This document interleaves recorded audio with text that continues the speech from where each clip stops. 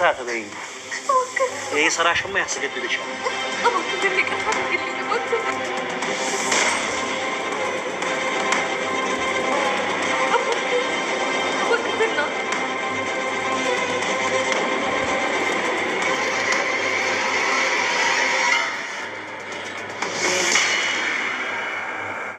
ማህሌትስ እንዴት ልታውቅ ቻለች? አላውቅም ወንድሜ። አንድ ነገር ቢሆን እነዚህ ሰዎች አይተርፉ። እነማን? ዝናና ማለት ዳጣ የማህሌትን ቤት ታውቂዋለሽ? የፍራታ ነው አውቀዋለሁ። ነይ አሳይኝ። እንዴ ለምን? ነይ ተነሽ አሳይኝ ያልኩሽ ነው። እንዴ ኧረ በቃ ተረጋጋ፣ ወስዳለሁ። በቃ እዚህ ቤት ጉድ ሊፈላ ነው።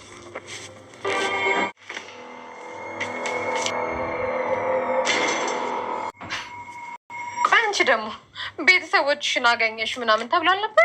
አየሽ፣ ወፍ ዘራሽ አይደለም ቤተሰብ ያለ ልጅ ነኝ። አንቺም አብረሽ ነው የመጣሽ? ተደራጅታችሁ ነው የመጣችሁት? ቆይ ምን ፈልጋችሁ ነው የመጣችሁት? ይኸውልሽ ብሩክ ሲመጣ ያንን ወረቀት ስጪው። ለማን? ለብሩክ ነው ለመድብል? እሱ አይመለከተኝም። የምን ወረቀት ነው? በዘር የተዋረሰ ማህይምነት ስላለብሽ ልንገርሽ፣ ብሩክ ቤት ነው አልሸጠውም። ስለዚህ ይግባኝ ጠይቄያለሁ። ምንድን ነው የሚገባሽ? ዝም ብለሽ ነው የምትደክሚው። መቼም አይገባሽ ማሽ። ይህ ዝም በይ አንቺ አይጥ። ቋን ግን ምን ተመለጠ? አለቀ እንጂ አታየውም እንዴ? ለነገሩ ተይው እባክሽ። እዚህ ማጅራቴ ጋር ሲደርስ የዛኔ ያውቀማል። ወዴት አባቱ ይሄዳል ከዛ በኋላ? የሆነ ነገር እንደሚነግር ታውቃለህ አይደል? እንዴ መላጣ ደግሞ ምን ይነግረኛል? ላይ ያው ማርጀትህንና ልጅ መውለድ እንዳለብህ ነው። ዳጣ እኮ 12 ልጅ አለው ብላሽ አይደል? ያውም 7 ወንድ 7 ሴት ነው። ጥሩ ተመኝታልኛለች። እንግዲህ ወይዘሮ ማህሌት ራስ ነገር ሲያመልጥ ራስ ሲመለጥ አያስታውቅም ይላል ያገሬ ሰው። እንግዲህ ሳታውቀው አፏ ዘረጥ ብሎ እንግዲህ የዝናን ሚስጥር አውጥታ አሳልፋ ለብሩክ ቤተሰቦች በመናገሯ እንግዲህ ዝና ዛሬ እችን ዓለም የምትሰናበችበት እለት ነው እያለ ነፍስ ውጭ ነፍስ ግቢ እያስባላት ይገኛል። እንግዲህ ዝና ግርስር ቱን ስትል በመጨረሻ ሰዓት እንግዲህ ዝና ያበበ ደንበሳ ልጅ እንግዲህ በእጁ አስገብቷታል። ለዛም እንግዲህ ይቅርታም ብትለው ምንም የሚሰማበት አንደበትም ጆሮም አላገኘም ማለት ነው። እንግዲህ አንገቷን አንቆ እየተጨናነቀች ትገኛለች። እንግዲህ ወይዘሪት ማህሌት ወይዘሮ ማህሌት አበበ ደንበሳ ልጅ ጋር ታይ እንግዲህ ኤፍራታ ታይ ብላት ነበረ። ግን ሰው ታይ ሲላት የቀኑበት ስለሚመስላት አይ እንዴት ብዬ ነው ዝና ማለት እኮ በጣም ጎበዝ ጀግና፣ ዝናን በቃ ፈጣሪ አርጋ ነው የምታመልከው ማለት ነው። እሱ መጠቀሚያ እያደረጋት እንደፈለገ የተጫወተባት፣ እሷ ግን መቼም ልብ አትገዛም ማለት ነው። እንግዲህ ዛሬ ሚስጥሩን አሳልፋ ሂዳ ለሷ ሚስጥር የነገራትን ቀጥታ እየሮጠች ሂዳ ሳይጠይቋት ሂዳ እኮ ወረቀቱን ብቻ ሰጣ መመለስ ትችል ነበረ። ግን ያፋመል እንዴት አድርጎ ይመልሳታል? ያፋመል ደጃ ዘጋም ይላሉ እና አላስችላት ብሎ እንግዲህ ቅድስትንም የተሳደብኩ መስላት አንቺ ደዴ በአንቺ ምን እያለች ማለት ነው። እሷን ዝና የሚሰድባትን ስድብ ሂዳ እንግዲህ ቅድስቴን ተሰዳድባ ሚስጥሩን ዘርግፋ መታለች። ከዛ መጣ እንግዲህ ጀብድ እንደሰራ ሰው ለዝና ሰማኝማ ደስ ብሏት እኮ ነው እንደዚህ እኮ ሂጅ መጣሁኝ። ከዛ ነገርኳቸው። ከዛ ሳላት ነግሬያቸው መጣሁ። ምን ነው የነገርሻቸው? እንደዚህ አድርጌ አረባከሽ ነው ያለ ማለት ነው። ከዛ በኋላ እንግዲህ ሳብ ብሎ ሄዶ እንግዲህ ጉሮሮዋ ላይ ነው የያዛት። እንግዲህ በህይወት ትረፍ ራሱ የሚታወቅ ነገር የለም ማለት ነው። እንግዲህ ብሩክ እንደተባለው የብሩክ ጉዳይ በጣም አስቸጋሪ ሁኔታ ውስጥ ነው ያለው። እውነትም ዝና ያለው ነገር እውነት ነው መሰለኝ። ማለት ሁኔታዎች ሁሉ አዝማሚያዎቹ እንደዛ ነው የሚያሳዩት። እንግዲህ ይመስለኛል ታስሯል፣ በእርግጠኝነት ታስሯል ማለት ነው። ለዛም እንግዲህ ምንም የወጣ ኢንፎርሜሽን ነገር የለም። በእርግጥ ግን ሁኔታዎች እንደሚያመላክቱት እንደዛ ነው። እንግዲህ ዛሬ ወንድሙ እንግዲህ ፖሊስ ጣቢያ ያመለክታል ማለት አመልክቷል። ያለበትን ኢንፎርሜሽን እንግዲህ የሚያሳውቁት ይሆናል ብዬ ተስፋ አደርጋለሁኝ። በእርግጠኝነት ታስሮ ነው። ለምን እንዳለው ቦታው አልተሸጠም፣ ማነው ቤቱ አልተሸጠም። ስለዚህ ቤቱን ሳይሸጥ እውነትም እነዛ ሰዎች እንዳሉት ያው እሱ ስለሚያውቅ ነው። በነገራችን ላይ ዝና ይሄን ወንጀል ስላለበት እሱ ይሄን ስራ ስለሚሰራ እዛ ውስጥ እንግዲህ ያሉትንና መጨረሻ ላይ እነዛን ፊት አልነገሩትም። ግን አሁን ላይ የነገሩት ለምን ታውቃላችሁ?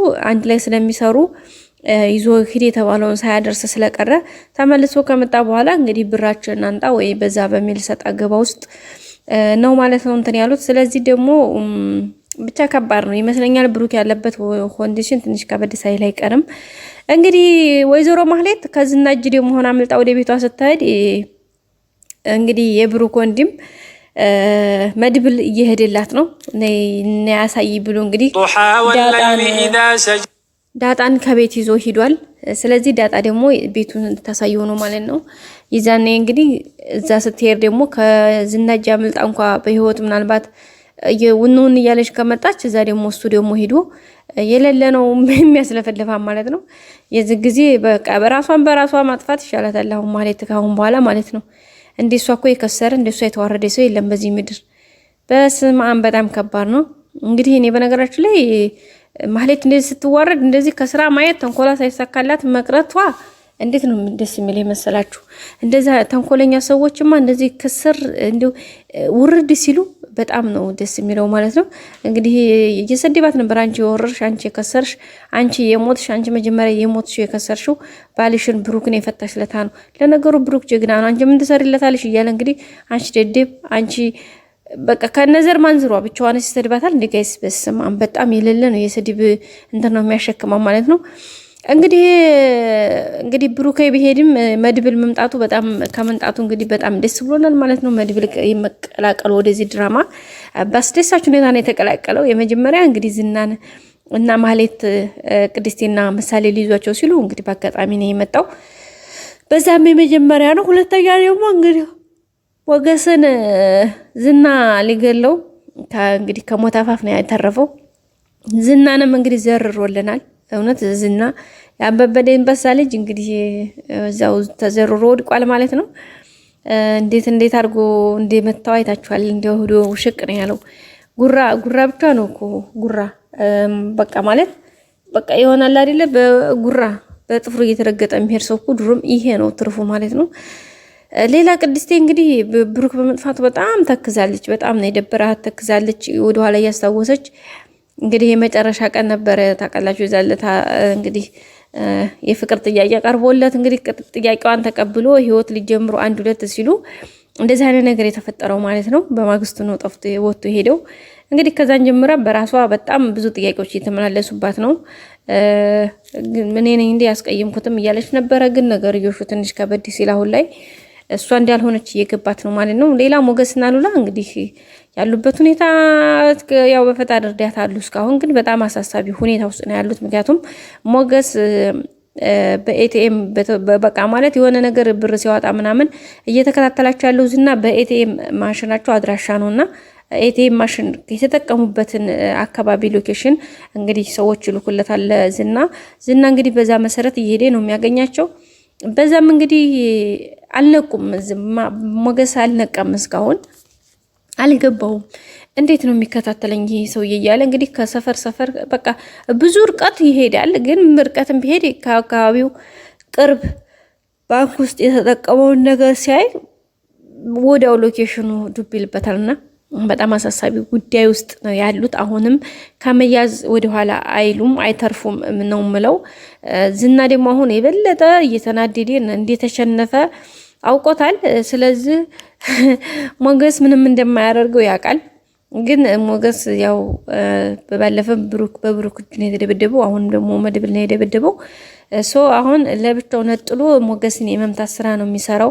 ያው አላገኘው እያለ ነው እንጂ በርግጥ ዋና የሚፈልገውም እሱን ነበረ።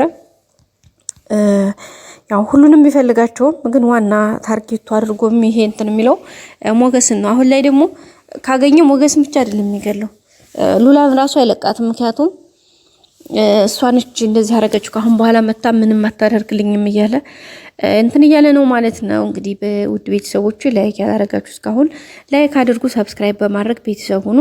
ሁሌም አብራችሁ ስለሆናችሁ በጣም አመሰግናለሁ ማለት ነው። እንግዲህ በቀጣዩ ክፍላችን ብሩክ ያለበት ታውቆ እንግዲህ በአዳዲስ ነገር ብቅ ምን ነው የሚሆነው። እስከዛ ሰብስክራይብ እያደረጋችሁ ጠብቁን። ስለምታበረታቱ በጣም አመሰግናለሁ። ውድ ቤተሰቦች ክበሩልኝ። በጣም ነው የማመሰግነው። ስለምትሰጡኝ ሀሳብ አስተያየት ምስጋና ከፍ ያለ ነው። በያላችሁበት ሰላም ቆይሉን። መልካም ጊዜ